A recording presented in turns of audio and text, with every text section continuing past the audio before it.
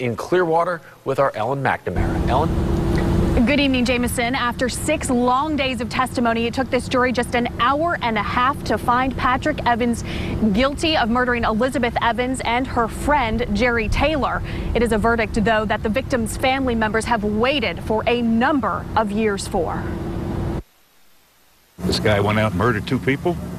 He's going to pay the price for it. We believe the jury saw the evidence for what it was and came back with the proper verdict. For nearly 3 years, the family members of Elizabeth Evans and Jerry Taylor waited for this moment. The defendant is guilty of murder in the first degree as charged. The word guilty didn't faze Patrick Evans as he stood in a gray suit, a suit he will never wear again.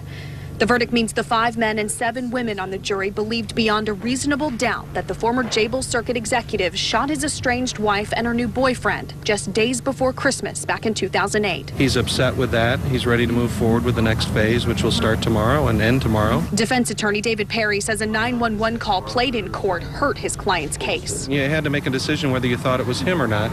And obviously, you know, the jury had made that determination quickly that they thought, in fact, it was him that's on that 911 tape. In the tape, someone from Elizabeth Evans' condo dials 911. The operator never has a conversation, but 3 voices are recorded. Prosecutors say Elizabeth screams.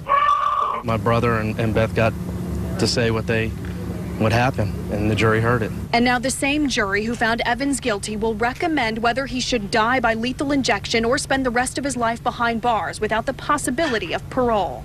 Either way, the families who've waited nearly 3 years for this day say they'll respect the jury's recommendation. We've waited a long time for this, and justice is finally served. Of course, it's not closure, but it's one step closer in the healing process.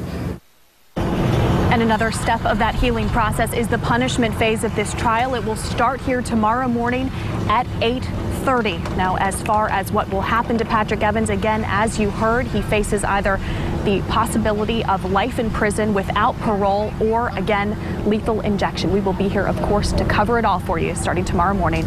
Reporting live from the Pinellas County Courthouse, Ellen McNamara, ABC Action News.